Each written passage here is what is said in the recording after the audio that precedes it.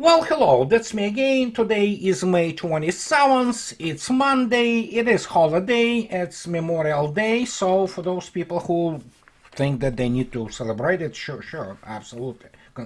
Now, let me give you a little bit. It's sort of the response, but I also want to give you insight into, well, let's call it psyops by the Ukrainians and the people who are behind them in Washington and London. And here is the thing which yesterday, internet like X, the Twitter just lit up immediately that, oh yeah, Ukraine attacks another Russian radio station. Now it's in the Orenburg area near Orsk, where this another Voronezh radio station is. Well, guess what? Obviously, as it turned out to be, this is what it was. And how to put it politely, I'm getting really tired explaining to people of what is going on, but sure, here is actually today's confirmation of, yes, the drone fell near Orsk. Civilian objects were not damaged, neither were any military objects. There was no real threat to residents, the government of the Orenburg region told RIA News. Here are the remnants of this drone. As you can see yourself, it's, yeah, cardboard type thing, so, and I want to, it crashed on the May 26th, and as you might expect, all the Ukrainian resources immediately started to tell that, yeah, it is attack on another radar, and you know what, strategically Russia is defeated, and things of this nature. So, what can I say? When you lose basically what amounts one brigade a day, right now. So what can I say? The only thing which is left is to start, spreading all those things. And again, this is modus operandi of Washington and London, because they don't know how to fight real war. They do not understand what is happening there operationally and strategically. Well, they kind of get it, and that is why they are panicking. And just to demonstrate to you what I want to stress, you know what, if you don't believe me, it's fine, and again, as I already stated, here's Bloomberg, talking about the defense radar in Russia, in Krasnodar.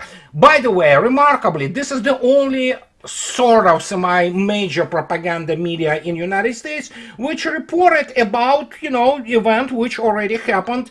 We're already in the fourth day, and I will explain why we're in the fourth day and why it is significant in terms of the radar in Krasnodar, which allegedly, and again, make no mistake, I say allegedly, but so far I heard nothing from sources which say that something horrible happened there. But let's take a look at it. May 25th.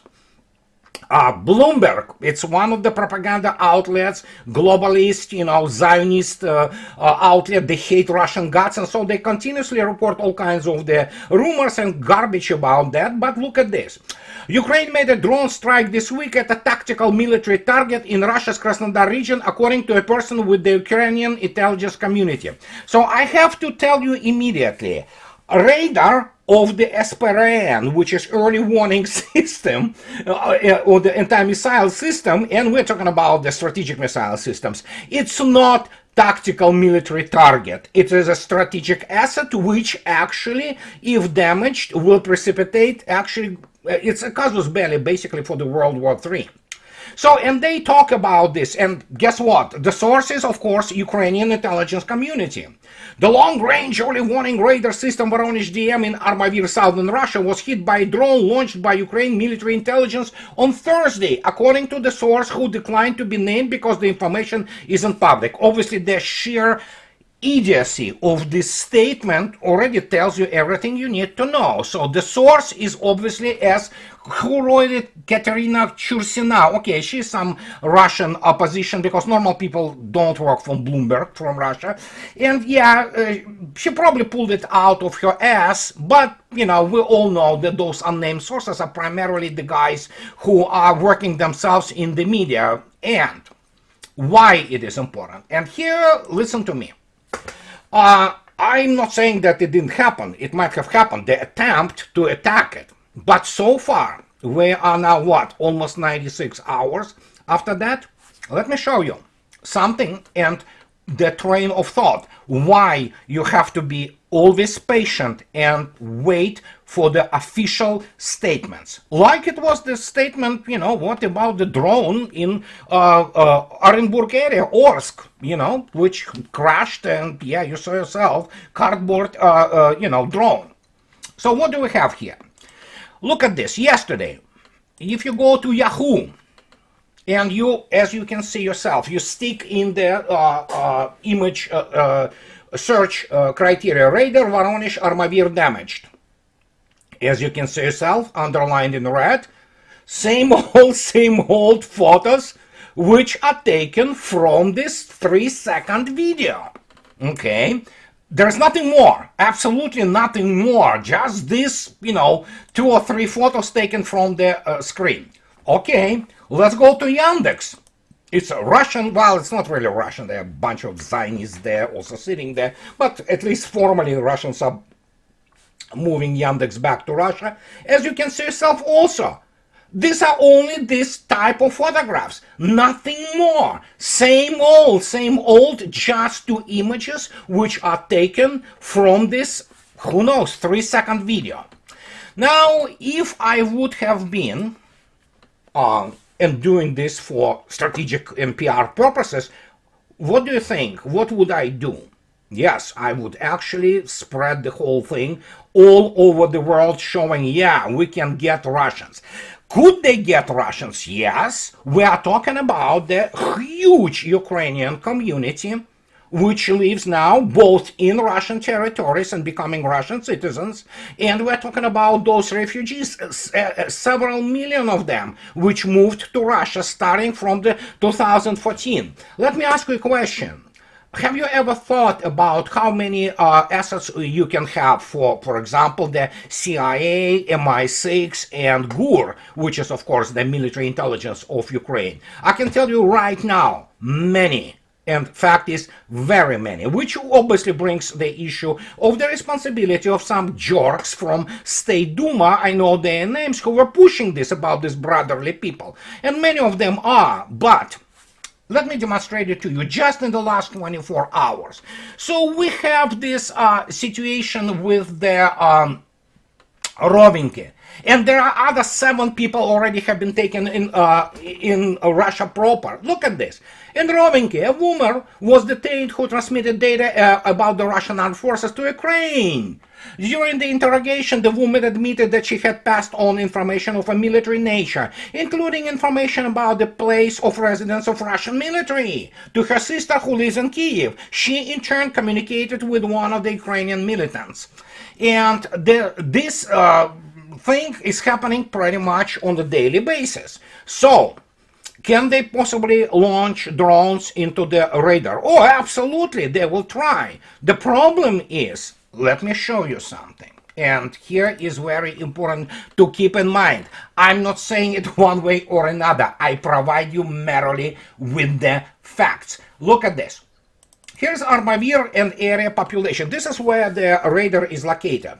As you can see yourself, as of 2020, the city had population of 188,960, while the agglomeration has a population of 207,000 people. This was as of 2020. Once the special military operations huge flow of Ukrainian refugees started, additional flow, before that it was starting in 2014, to Russia proper, and especially to the southern areas, which are next to Crimea, and which are what is called Russian California, which is, of course, Krasnodar Krai.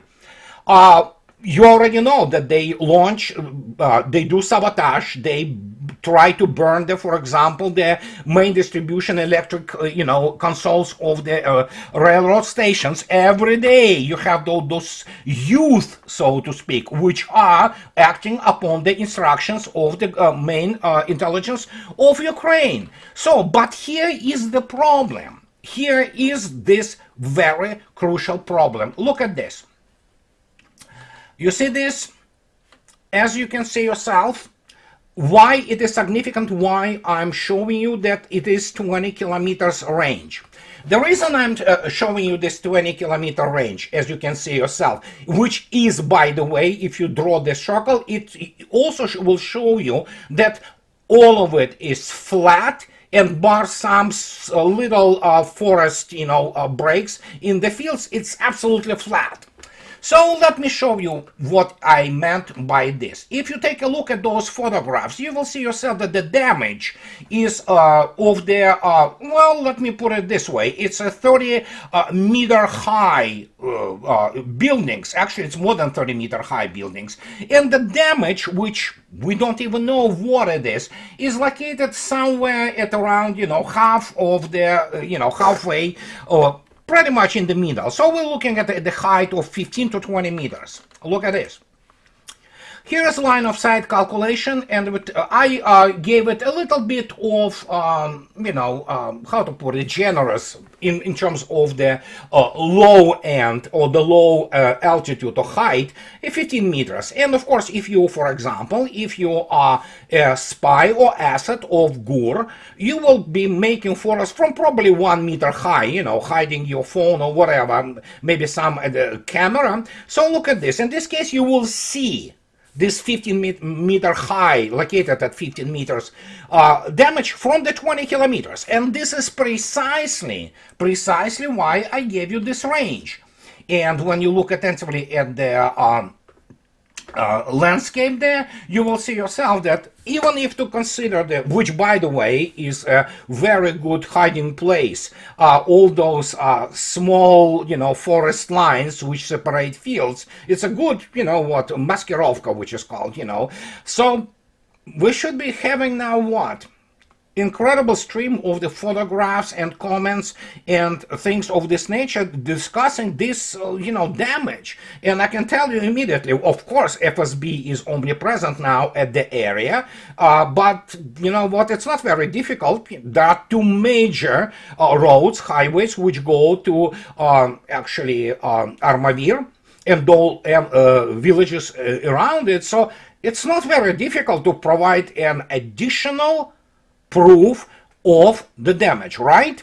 So, and here comes this issue, which I wanted to, point from the get-go, that people say, some people say, my friends, they say that, yeah, it's actually, Russians are very disciplined. Yeah, in terms of making photos. Let me put it this way. Look at this. This is 2 days ago, right? If you look attentively at multiple civilian deaths after Ukrainian strikes on the Russian border region, they strike mostly civilian people. You will see yourself, you have, although despite the fact that Russian authorities ask Russians not to to post those things, those videos and photos from their places which are affected, you will see yourself that actually there is a huge number of photos and videos from the locations which are placed anywhere. Eventually, obviously, the Russian media also get there, but you will see so many photos of Russian civilian people who live there, who actually post them. And you cannot blame people for that, Not all people have military discipline or intelligence discipline, so they go out and, make those photos and place them on whatever, Telegram channel, in contact, Facebook, what have you. So you always know something, okay? Yet here we are. We have only, for fourth day now, guys, show me the money. And this is my point. I see very many speculations, including, as you already saw yourself, immediate multiplication of the inputs from the, obviously, propaganda machine of Ukraine, which is, again, its creation of CIA and MI6. But the point is, you have to, when you lie, you have to at least, create something believable. But here we are. Only those 3-second film and those photos, nothing. And you can have, even if you consider that even this range of 20 kilometers around the circle, you could make those photos from any, roof in Armavir itself. And you will see the station, you will see the damage. Yet here we are. We have the city which is 200 plus thousand and nothing. Well, guess what? How many of those people, among them, there are many Ukrainians who live there.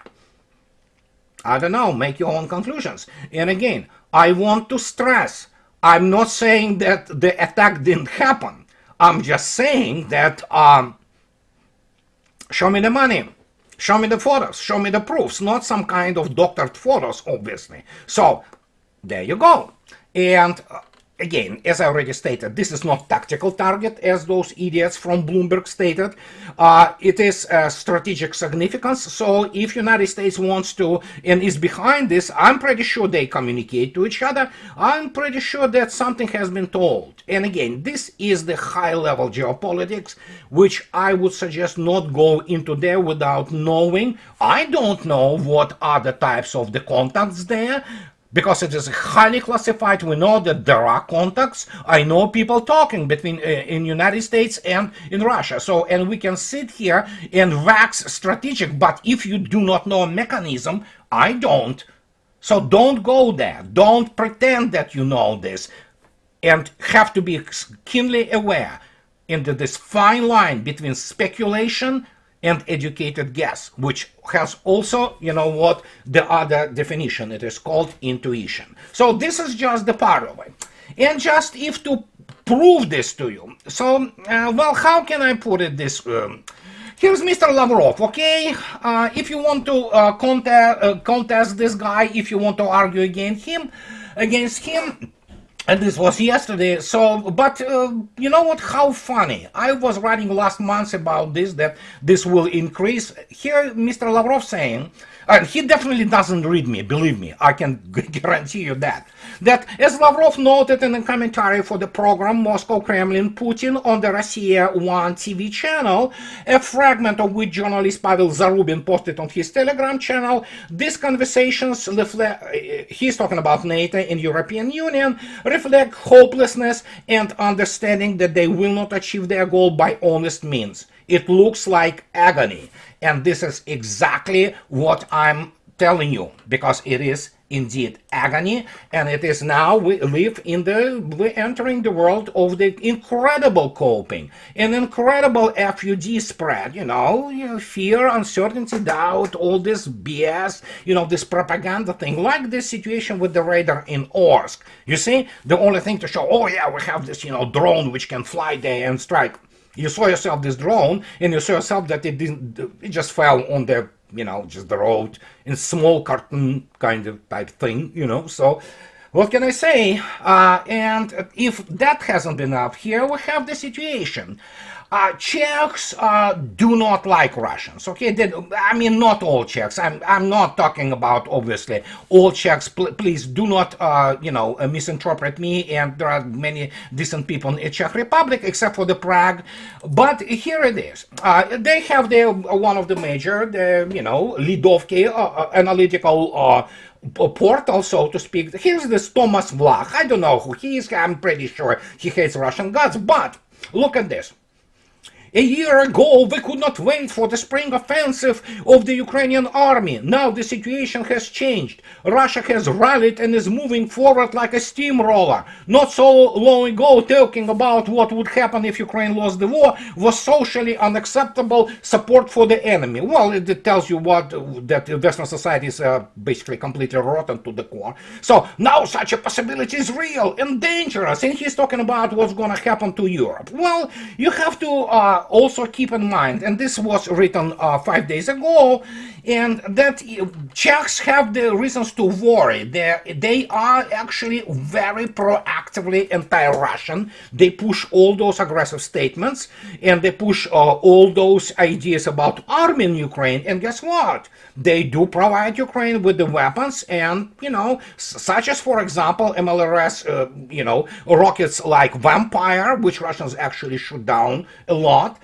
So yeah, I mean, Russians do not like what is going on there. They removed they want, I believe they already removed it. They are actually the monument to the liberator of Prague in 1945, Marshal Konev. So yeah, there is a lot of things going on there which are really nasty. So, and these guys, as I already stated, they, just don't like Russians. They cannot forget 1968, So Russians don't care, but the point is it shows you how desperate everything becomes. And it just proves Mr. Lavrov's definition, which I also share. And just to give you another thing. So we have all kinds of people writing now, and this is coping, they're butt hurting.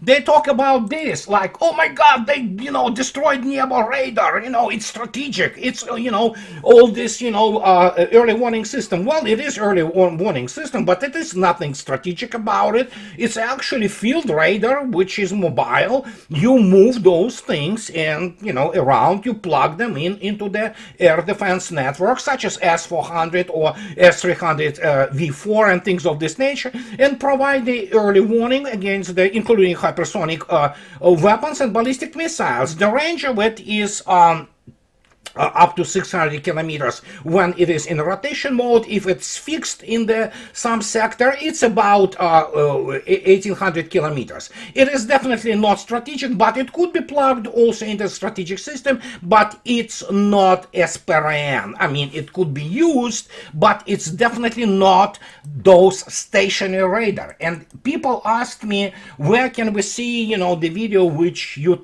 were talking about of military acceptance? As you can see yourself, 2 days ago, I posted it from not YouTube, which removed it immediately, but from RooTube. So if you want to watch this episode, which is 39 minutes, it's very fascinating. You can go there and go to my blog and go and click on the play button. You just click on this gear button to go for 480 because it's a RooTube. It's still pretty good, but not as good as YouTube.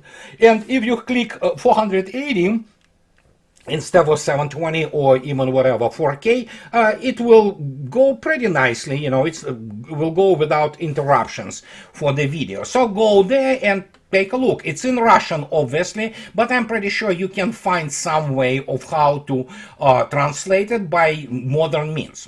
Now, if that hasn't been enough, and I already kind of, explained to you what is going on and the coping, and again, I'm not gonna go now naming the villages and towns Russians liberate. Today they liberated already a couple of villages in the Donetsk area.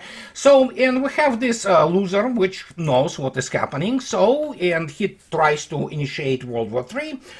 No country can survive conflict with Russia alone, says Zelensky. Such unity is needed, of course, with the West.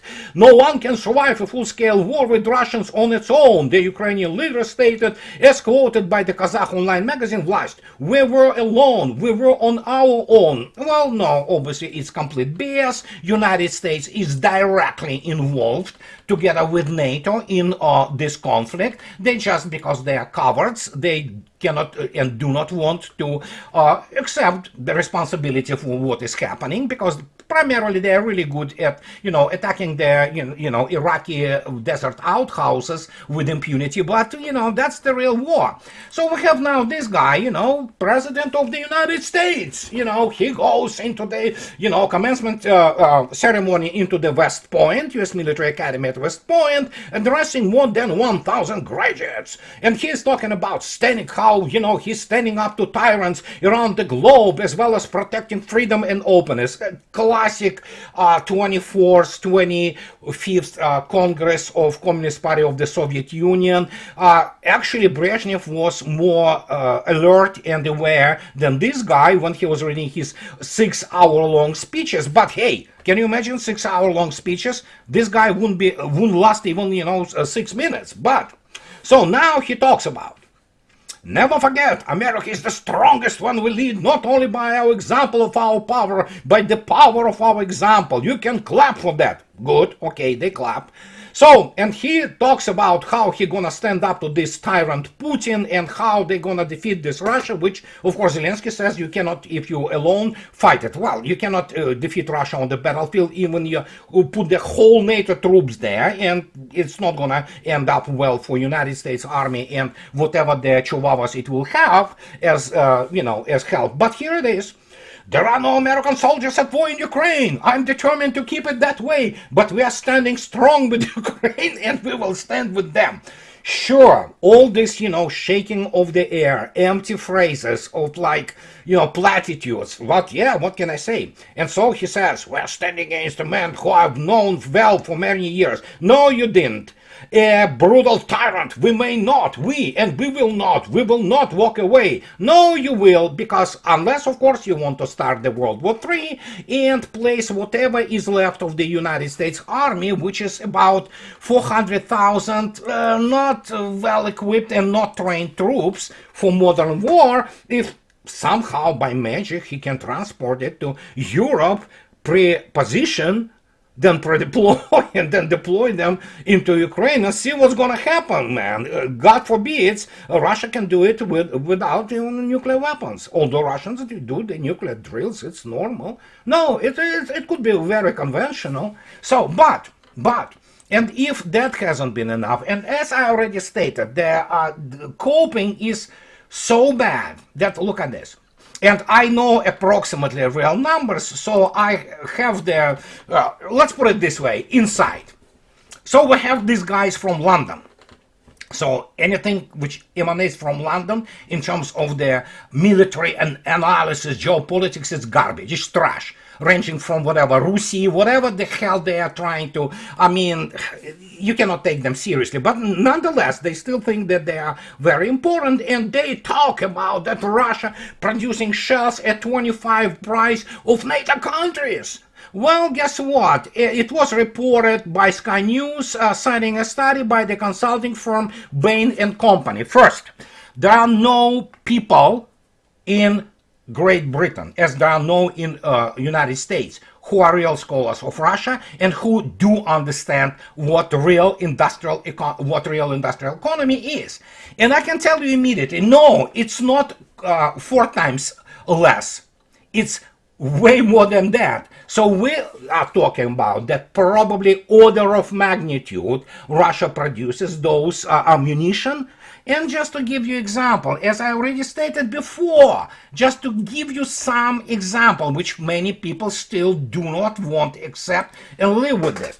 If you look at the state-of-the-art newest Russian submarines, strategic missile submarines such as Boreas M, and you compare it with the price of a single strategic missile submarine of the Columbia class, which it doesn't exist yet.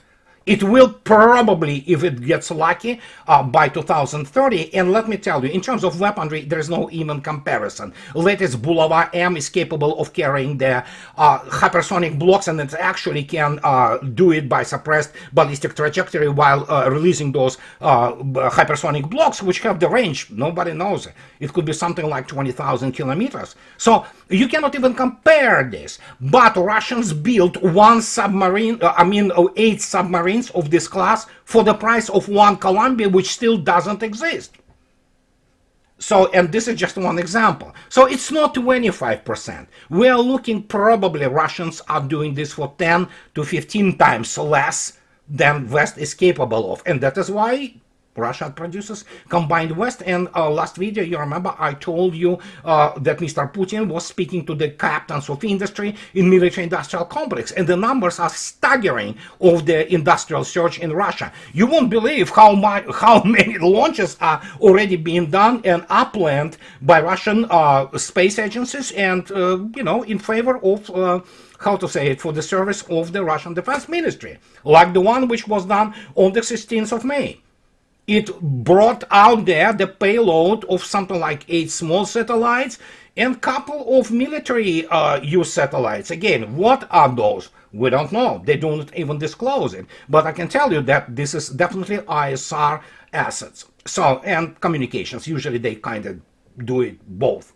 So, and what can I say? In conclusion, and as I already stated, anything which is any media from London, it's garbage. And I can tell you immediately that people who work there are also, it's, you won't want to shake their hands because they have no honor, integrity, they have nothing. So, but however, the coping started, and then suddenly they break out the story about Russian agents infiltrated President Zelensky's security detail in an attempt to murder the commander of the country's military intelligence.